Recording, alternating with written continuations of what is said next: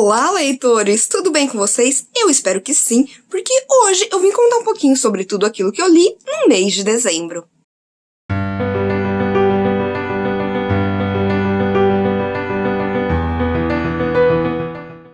Confesso que eu acabei não lendo muito no mês de dezembro, porque eu ainda estava com um pouquinho de ressaca literária, mas também porque eu gosto de ler ali os livros até mais ou menos o meio do mês, para já fechar todas as leituras e começar as leituras de 2022, mas mesmo assim eu li coisas aqui sensacionais que encerraram o ano com chave de ouro e vou contar para vocês, então vamos lá! Vou começar contando sobre mais um livro dos Bridgertons que eu li em dezembro, que foi Um Beijo Inesquecível. Um Beijo Inesquecível, sétimo e penúltimo livro dos Bridgertons, veio aí depois de eu ter lido o meu livro favorito da Julia Quinn, que foi O Conde Enfeitiçado. Então eu não sabia bem o que esperar, porque aqui a gente ia ter a história da Hyacinthe. E a Hyacinthe, ela geralmente aparece nos livros mais criança, tanto ela quanto o Gregory. Então eu achei que ia ser estranho, sabe, ver ela aí tendo um romance um pouco mais velha. E não, gente, eu adorei esse livro. Porque aqui a gente tem a Hyacinthe já nos seus 20 e poucos anos, já passou aí por algumas temporadas de tentar arrumar o marido, mas ninguém se comparava a ela no ponto de ser assim inteligente, divertido, porque a Hyacinthe, ela é hilária, ela é extremamente perspicaz, ela é de fato uma das minhas Bridgertons favoritas. E ela tem uma grande amizade com a Lady Danborough. Para quem já leu os livros, já viu a Lady Danborough aparecendo, né, durante a história, porque ela é uma velhinha que ela sempre aparece para causar confusão, exatamente porque ela fala realmente o que ela pensa, ela é muito extrovertida, ela realmente dá a opinião dela, e, lógico, ela vai criar uma amizade com a Hyacinthe, e a Hyacinthe vai ali sempre acompanhar ela nas festas e também ler para ela alguns livros. Só que o neto dela, o Garrett, vai ser aqui o mocinho de Um Beijo Inesquecível. Ele não se dá muito bem com o pai, então a gente já vai ter esse conflito desde o começo. E aí ele descobre que ele não faz parte daquela família, mas aí ele acaba descobrindo também um diário em italiano, deixado pela outra avó dele, a suposta avó dele, e ele não sabe italiano, mas quem sabe? A Hyacinthe. E aí os dois vão começar a passar bastante tempo juntos para ela poder traduzir esse diário para ele. E a gente vai ter aí meio que uma caça ao tesouro começando. Gente, eu gostei bastante desse livro. Não foi meu livro favorito, mas eu acho ele uma boa narrativa. Eu acho sim que o Garrett é um mocinho meio genérico, mas eu acho que ele tá ali como um par ideal pra Hyacinthe, que realmente merecia alguém que a entendesse. E eu posso dizer que eu gostei bastante desse livro, gente. Eu achei ele muito fluido, muito gostoso de ler. O que eu gostei mais realmente foi aqui a Hyacinthe, ver um pouco mais de como ela observa a sociedade, e também gostei bastante das interações dela com a Lady Danborough. E, no geral, apesar de ter toda essa caça ao tesouro, isso acabou não me prendendo tanto. Eu achei que foi uma coisa, assim, ok. Mas, realmente, o que mais me chamou a atenção nessa história foi a protagonista, como é a visão dela de casamento, de amor, de amizade. Eu gostei disso demais. Então, foi uma boa experiência e agora é a hora de partir para o último. Depois disso, eu realizei um sonho de infância, que foi ler The Complete Tales of Winnie the Pooh, do A.L. Mine. Eu preciso começar falando um pouquinho de por que eu sempre quis ler este livro. Quando eu era criança, eu era completamente apaixonada por um desenho da Disney, uma animação chamada As Aventuras do Ursinho Puff, que acaba sendo aí uma adaptação de todas as histórias que a gente tem nesse livro. Então eu amava, eu assistia aquilo assim, no repeat, sabe? Eu terminava, começava, terminava, começava, terminava, começava, porque eu sempre gostei muito das histórias do Ursinho Puff, de todos aqueles personagens, das aventuras que eles viviam. E aqui eu tive a oportunidade de ler todas essas histórias do começo ao fim. A gente tem aqui 10 contos focados no Christopher Robin. Pra quem não sabe, o A.L. Mine tinha um filho, que era o Christopher Robin, e esse filho tinha aí muitos bichinhos de pelúcia. Ele adorava, que ele era muito apegado, e aí ele decidiu escrever esse livro pensando aí no filho dele vivendo muitas aventuras ao lado desses bichinhos de pelúcia. O que eu posso dizer é que foi uma sensação muito nostálgica, melancólica até, ler essas histórias. Então aqui a gente vai ter histórias que já são clássicas do Ursinho Pooh, que fazem parte aí do imaginário infantil, e vai ser muito interessante ver todos esses personagens agora numa perspectiva mais adulta. Eu falo isso por quê? Porque os personagens que a gente tem aqui, cada um deles vai ter as suas questões próprias, e isso é algo que, lógico, eu não notava quando era criança. Essas nuances e tudo mais são coisas que só agora na vida adulta que eu fui entender, sabe? Então a gente vai ter aqui, principalmente, muitas questões de saúde mental. Mesmo que não fosse a intenção do autor de trazer essas pautas, é muito legal a gente ver aqui personagens que vão mostrar traços de depressão, de ansiedade, de ser neurodivergente. Então, isso foi muito legal. Eu acho que é algo que, por exemplo, se eu tivesse lido na infância, eu não teria pego essas referências todas. E também foi muito gostoso entrar nessas histórias, porque elas são leves, elas me fizeram rir, elas têm ótimas tiradas, tem um ótimo ali sarcasmo, uma boa ironia, muita diversão, elas são histórias divertidas. E elas também contam aqui com ilustrações do Ernest Shepard, tá vendo? Quão bonitas elas são. E isso foi uma ótima experiência, sabe? Acho que é uma boa experiência de leitura para criança e é uma boa experiência de leitura para adulto. E eu quis deixar para ler na época mágica do Natal. Me trouxe muita nostalgia, então foi assim uma delícia.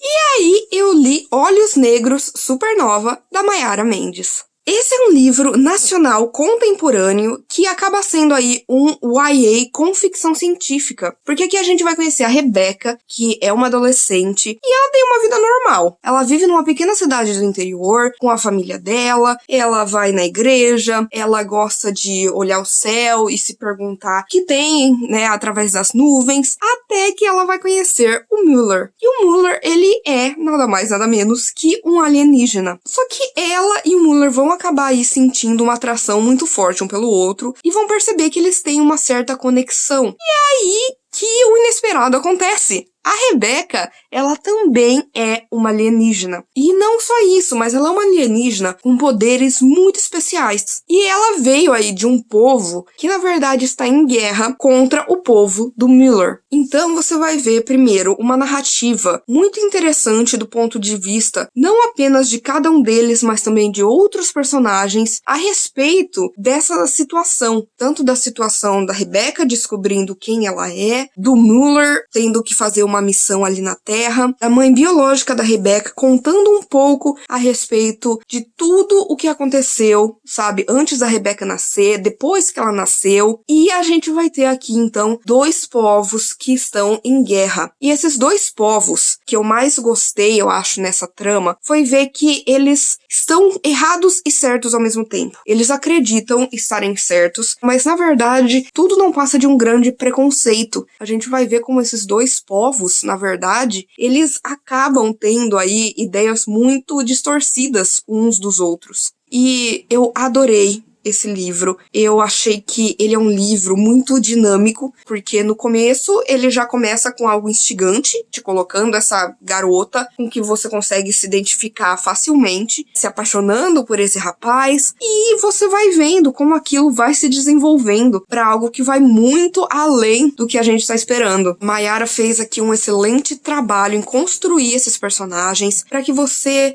ao mesmo tempo que você tem apego por eles, que você gosta deles, você às vezes também fica nervoso, você fala, não é assim, por que você vai fazer isso? E é uma forma de mostrar como os personagens são, assim, reais. Achei uma leitura fluida, achei gostosa. Sério, gente, sensacional. Pra quem tem vontade de ler mais livros nacionais, ler mais ficção científica nacional, não pode deixar de conferir este livro que está aí no Kindle Unlimited gratuitamente. Então, por favor, leiam Olhos Negros Supernova.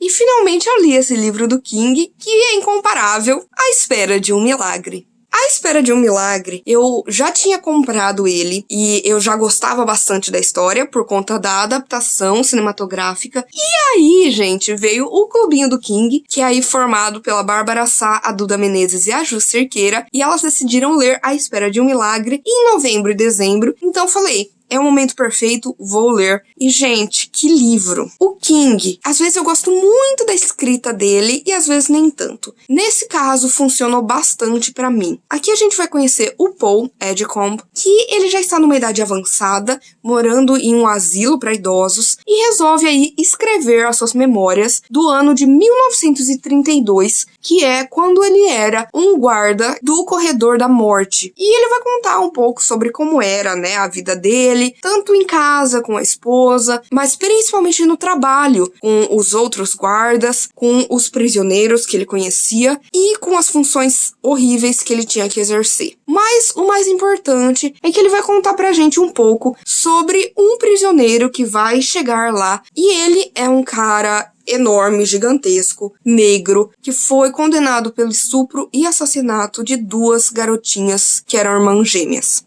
E a gente vai ter aqui o Paul interagindo um pouco com esse homem, com John Coffey, e percebendo que talvez ele não tenha feito isso. Mas, mais do que tudo, ele vai descobrir que o John tem poderes milagrosos, curativos. Então, a gente vai ver aos poucos como que vai sendo esses dilemas morais na cabeça do Paul, sabe? De tentar ir atrás, de tentar descobrir se realmente esse homem fez o que falam que ele fez, o que são esses poderes, de onde vem, o que tá acontecendo, e também tentando, tanto ele quanto o próprio John, ajudarem outras pessoas. Gente, esse foi um livro extremamente emocionante. O começo dele, eu acho ele mais lento, porque realmente a gente tá sendo apresentado aos personagens. Eu posso falar que o 3º ato dessa história, eu devorei. Eu li assim de uma vez. Foi um livro que no começo ele levou um tempo pra eu gostar e me acostumar, mas nesse final, gente, foi choro atrás de choro. Que livro emocionante, que livro necessário, porque ele vai falar muito sobre questões de racismo e também questionamentos bem interessantes a respeito do sistema carcerário e da pena de morte. É um livro doloroso, é um livro difícil, mas foi assim pra mim uma experiência, e que eu sinceramente acho que todo mundo precisa ler The Green Mile, A Espera de um Milagre.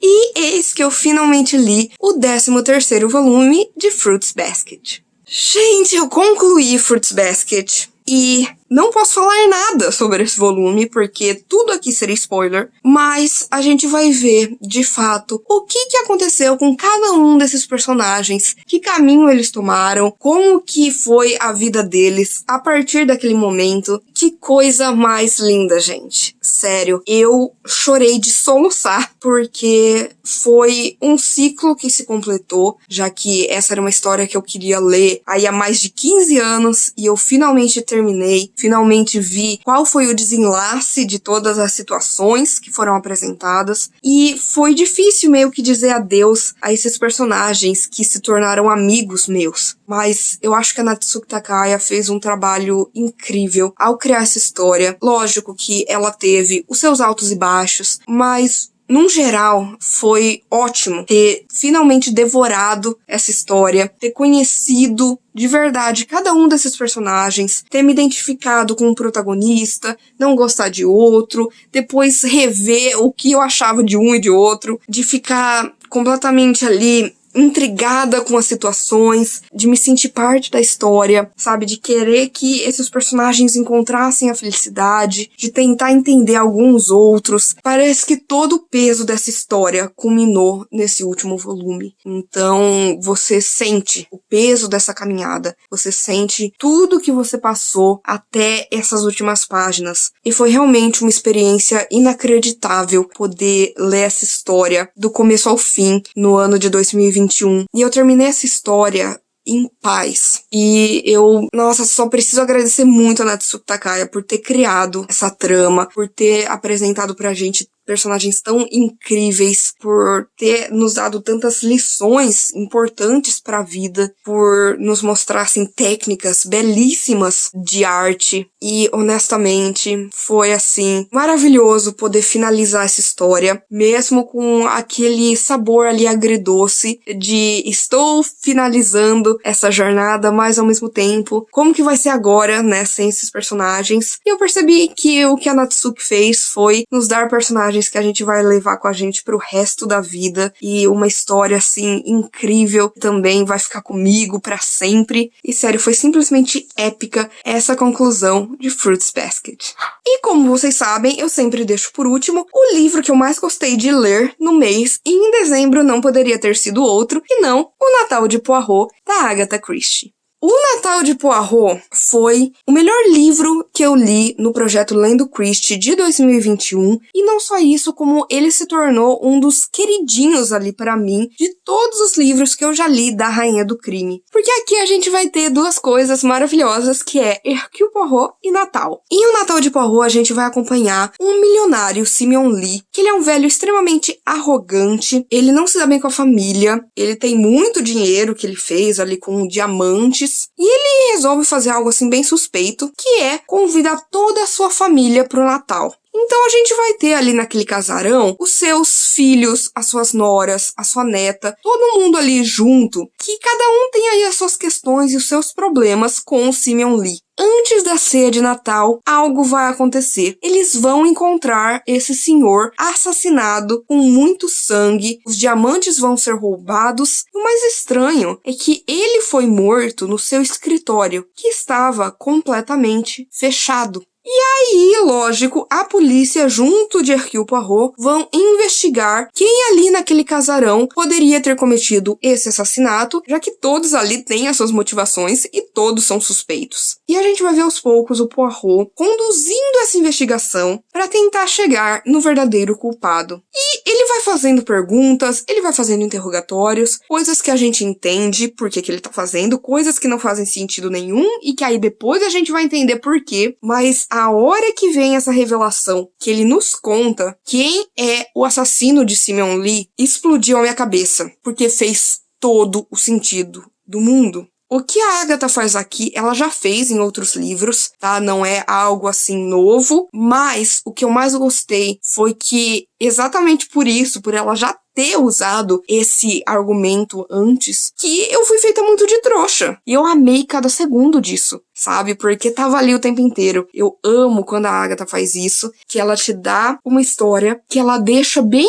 óbvio ali, que na hora que você vai reler aquele livro, você vai ver que tava ali o tempo inteiro. E aqui você vai criando teorias, você vai se colocando no lugar do Poirot, você vai pensando em cada um dos personagens, quais são as motivações, por que eles fariam isso, se eles teriam coragem, se eles fariam crime dessa maneira. Eu nunca vou me conformar com esse livro. Foi um livro perfeito. Ele foi um livro que eu não li na cronologia, né, porque eu estou tentando ler a Agatha em ordem cronológica no projeto Lendo Christie, mas eu queria ler esse livro no Natal. Não tem como, gente. Pra mim, este é um livro natalino. Eu amo Natal, eu amo Poirot, e a combinação dos dois foi simplesmente perfeita. Que história, que enredo, que reviravoltas que você vai ter aqui. Até os personagens da Agatha, que geralmente são genéricos, aqui eles vão brilhar. Então, sério, gente, se vocês têm esse livro aí em casa, deixem separadinho para o Natal de 2022, porque merece. Que livro maravilhoso. Melhor de dezembro, O Natal de Poirot. E é isso, gente! Eu espero que vocês tenham gostado do vídeo de hoje. Se quiserem continuar conversando comigo sobre literatura ou qualquer outra coisa, não esqueça de me seguir nas minhas outras redes sociais. Curta esse vídeo, porque isso ajuda com que o vídeo vá para mais pessoas. Compartilhe com seus amigos. Comente aqui embaixo qual foi a melhor leitura que você realizou no final de 2021. Por favor, se inscreva no canal Livre em Livros e já ative as notificações, porque você já sabe que toda semana tem conteúdo novo por aqui. Então a gente se vê no vídeo que vem.